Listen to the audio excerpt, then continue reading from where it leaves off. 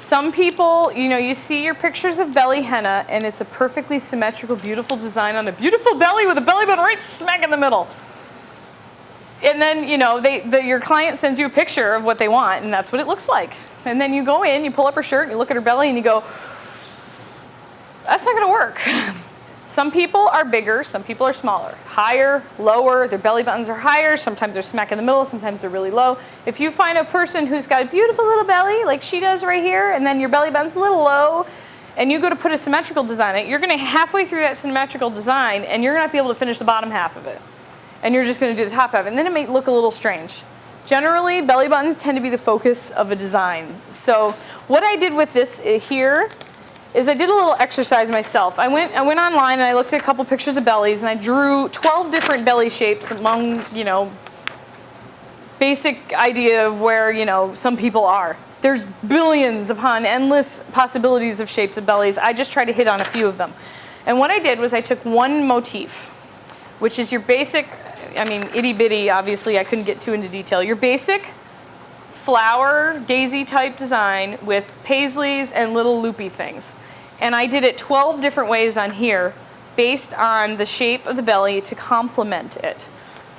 Because, like I said, you can't get the same design onto every belly. So that way if your client comes in with a particular design idea or you have a particular design idea in your mind and then when you look at her belly and it's completely different, you can still think about it in the same kind of way. You can work it to make it fit. You see what I mean? So, and this one's totally bit off Darcy. That's my disclaimer right now. So, you know, just want, I mean, obviously there's no template for exactly how you're supposed to do it, but I just want you girls, well, some guys, I guess, to keep in mind that sometimes bellies are shaped different and that you should adapt it in order to be more flattering and to work best with the space that you have. And that's my spiel. Now I'm going to do a demo. Now we have 3 girls and Linda, right? I remembered. I'm going to do Linda's belly and then these 2 ladies whose names escape me because I don't think I ever got them. What's your names? Liz. Liz? Katie. Liz, Katie. You guys can duke it out over them. And then when I'm all done with her design, we're gonna let it dry and then maybe we can revisit it on some different sealing techniques because everybody does it a little different. Any questions? One thing that maybe is a nice also thing to have is like a privacy drape. Yeah, privacy drape, sometimes that helps. Also, you wanna put something, you know, sometimes I put things on their laps so that, you know, in case you make a mess, you don't get it on their clothes. It kind of depends what they're wearing. Most of the time when I'm doing a belly, I'm in the privacy of their home. So they don't, you know, usually care either way. Couple things to consider on where you're doing the henna.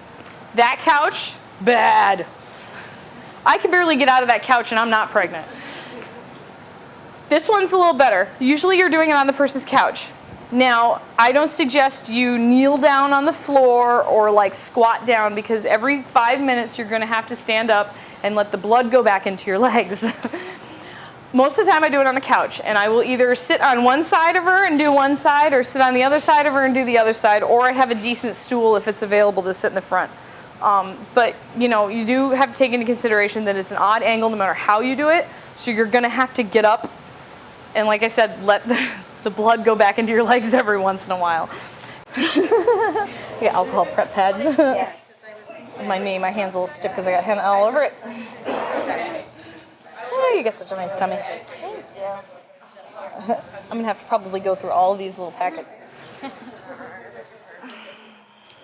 And like she said, she's got lotion on, so I'm going to make sure I wipe her down good. Aw, look at you guys. Yes, exactly, because everybody puts cocoa butter all over the belly and it's thick stuff. It was exactly what I put on this morning. You know, she does. She's got a great belly. You do. It's perfect. Perfect. But as you can see by where her belly button is, I can't really do something that's symmetrical because if I do something like a mandala, it's going to be small. So I'm going to do something that's kind of almost kind of a teardrop shape because it's going to accentuate the shape of her belly. She's got a nice shaped belly, so we're going to work with it.